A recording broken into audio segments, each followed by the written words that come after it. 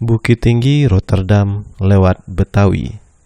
Untuk Negeriku, sebuah autobiografi Muhammad Hatta. Bab 3. Melanjutkan sekolah ke Betawi. Nasihat ayah gaib. Sebelum berangkat, aku perlu ziarah dahulu ke Batu Hampar minta restu kepada ayah gaibku serta pamitan dengan keluarga lainnya. Dari semulanya ayah gaibku ingin sekali supaya sekolahku diteruskan ke jurusan sekolah agama. Mula-mula di Mekah dan kemudian di Mesir seperti yang dirancang mula-mula. Beliau agak masyghul mendengar bahwa sekolahku akan diteruskan ke sekolah barat juga, jurusan duniawi. Tetapi, sebagai seorang ahli tarekat yang berpandangan luas, beliau akhirnya menyerah kepada takdir Allah.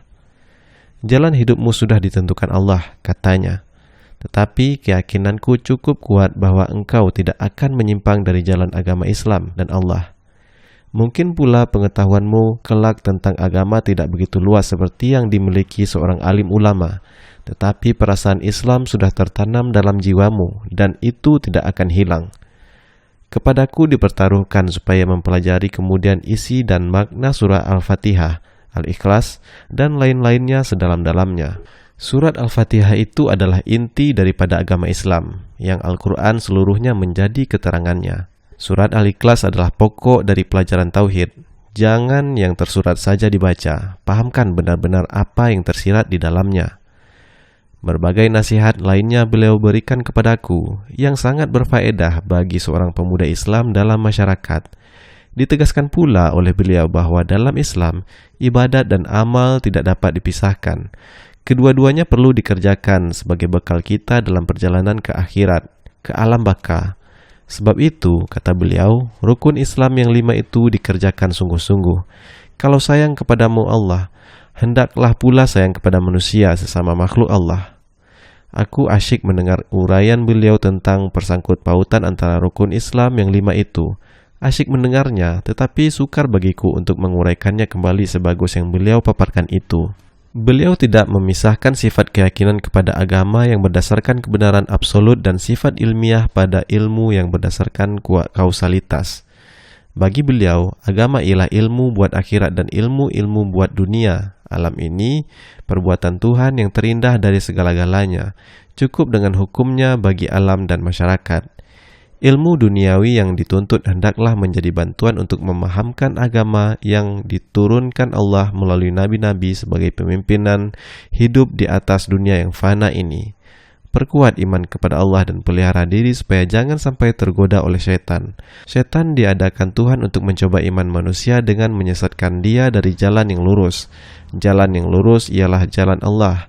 Jalan yang sesat, yang menyimpang dari jalan yang lurus itu ialah bimbingan setan. Setan bukanlah insan di luar manusia, melainkan ia bersarang di dalam dada manusia.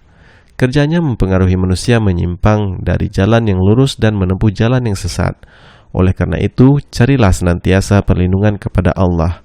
Kalau kita senantiasa tawakal kepada Allah dan kita yakin bahwa Allah selalu di sisi kita, kita akan memperoleh kekuatan jiwa dan tak gentar menempuh dunia ini kemana saja. Dengan keyakinan itu, tidak pernah kita merasa seorang diri, di mana juga kita berpijak. Di tempat yang sepi lengang sekalipun Allah senantiasa di sisi kita. Kita tak perlu takut. Rasa takut adalah bujukan setan. Kalau sungguh-sungguh kita minta kepada Allah dengan hati yang murni dan ikhlas, Tuhan akan mengabulkan permintaan kita itu. Tiap-tiap nasihat beliau itu dibubuhi dengan ayat-ayat Al-Quran yang pada waktu itu tidak dapat kuikuti, tetapi kemudian setelah menjadi mahasiswa di Denderland dapat kubaca dalam salinan dan tafsir Al-Quran dalam bahasa asing. Di kota besar sebagai Betawi, kata ayah gaibku, banyak godaan bagi anak muda. Kalau teguh iman dan selalu berjalan di jalan Allah, insya Allah Hatta akan terpelihara dari godaan itu.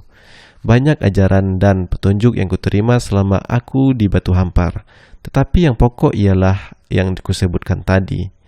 Aku tinggal 4 hari di Batu Hampar, karena akan berjalan jauh ke Betawi, banyak keluarga yang kutemui, di mana-mana disediakan santapan. Santapan itu harus disinggung ataupun seteguk air teh atau sekepal nasi. Begitulah hidupku selama 3 hari, naik tangga turun tangga hampir tidak berputusan. Sebab hari naik tangga turun tangga itu tidak kurang dari 6-7 kali. Tetapi keluarga yang dikunjungi itu juga maklum bahwa kekuatan seorang untuk makan terbatas.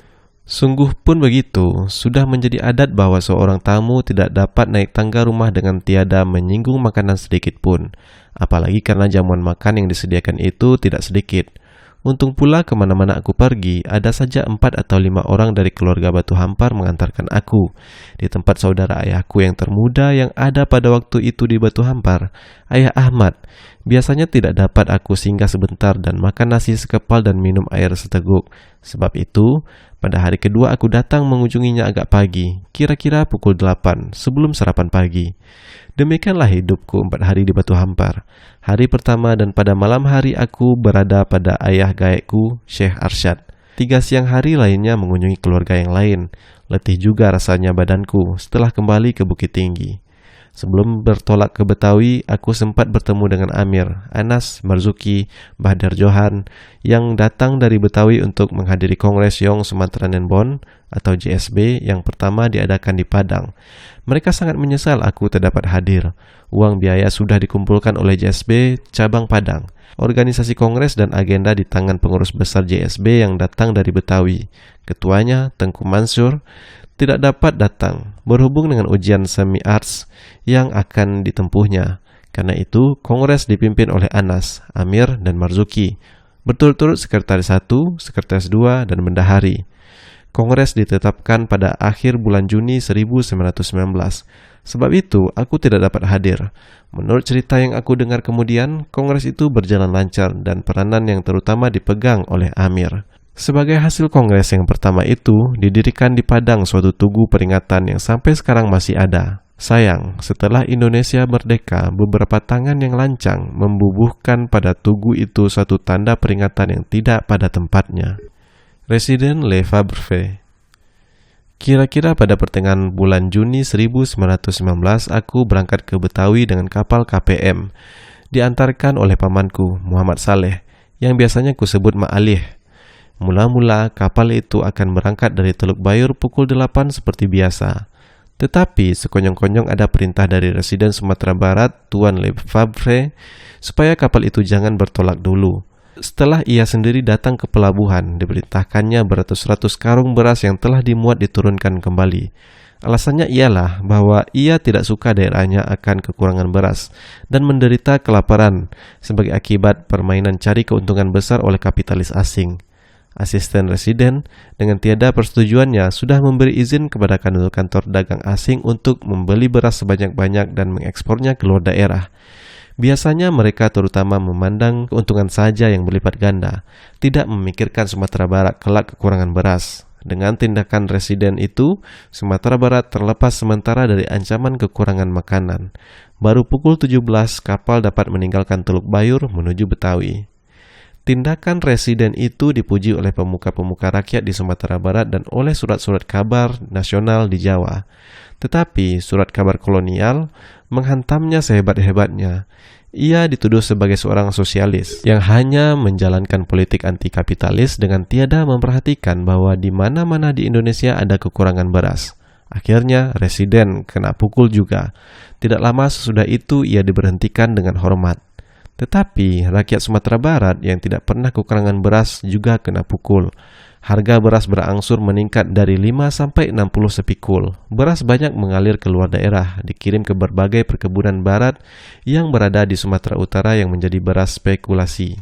Selagi di Sumatera Barat harga beras sepikul meningkat sampai 60, di Betawi 15 sepikul karena ada peraturan distribusi pada waktu itu. Yang aneh lagi ialah bahwa harga beras di Kerinci sepikul 1,25, sedangkan di daerah sebelahnya 60. Sebabnya ialah karena jalan tidak ada dan pengangkutan juga tidak ada. Waktu kapal sampai di Tanjung Priok, kulihat di daratan iparku, Dahlan Sultan Lembak Tua, sudah menunggu. Ia datang dari Pontianak dan lebih dulu sampai di Betawi untuk mengurus tempat tinggalku dan keperluan sekolahku. Mula-mula ia guru kepala sekolah HIS di Padang dan membawahi seorang Belanda, Tuan Martens, yang mengajarkan bahasa Belanda. Itu adalah suatu keadaan luar biasa, sebab di tempat lain di Indonesia, kepala HIS itu selalu orang Belanda. Akhirnya, untuk mengangkat Tuan Martens sebagai guru kepala, Dahlan Sultan Lembak dipindahkan ke Pontianak sebagai guru biasa. Setelah selesai pemeriksaan, berangkatlah kami dengan sebuah taksi ke Betawi, ke bagian kota yang dahulu namanya Walterverden.